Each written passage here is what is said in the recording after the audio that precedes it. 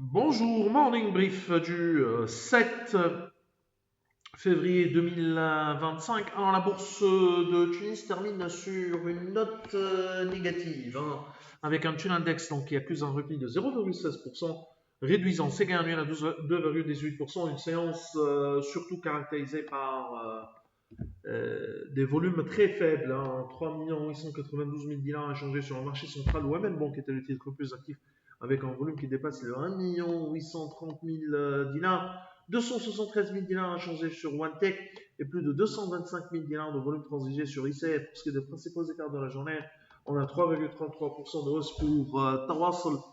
Cunisaire reprend 2,78%, ATB qui gagne 2,19%, 1,65% de progression pour STR et TLF qui avance de 1,49%. Pour ce qui est des principales baisses de la journée, on a un Socla qui recule de 3,92% et un liquide sec de 3,66%. Simon de Bizère accuse un repli de 2,33%. Office Place lâche 2,30% et Sotetel qui perd encore 2,11%. Alors on a les chiffres de l'inflation à fin janvier 2025, une inflation qui recule encore à 6% contre 6,2% au mois de décembre, soit son plus bas depuis juin 2021. L'évolution mensuelle de l'indice des prix à la consommation est encore positive à 0,4% contre 0,2% au mois de décembre. L'INS justifie le recul de l'inflation par le fléchissement observé au niveau du rythme annuel d'augmentation des prix du groupe produits alimentaires, 7,1% en janvier 2025 contre 7,2% en décembre 2024, et du groupe habillement et chaussures, 8,6% donc en janvier 2025 contre 9,7% au mois de décembre 2024.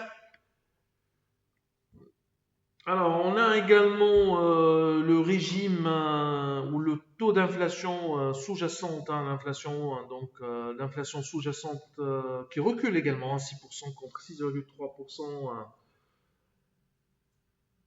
au mois de décembre. Une analyse par régime indique que la contribution de l'alimentaire libre a une hausse de 6,6% en glissement annuel à l'inflation se situe à 30,3% à fin janvier 2025. Alors, ce qui est important pour la BCT, ces chiffres sont ainsi insuffisants pour justifier une coupe de son taux directeur, puisque la principale raison du statu quo monétaire pour la BCT, c'est la persistance des risques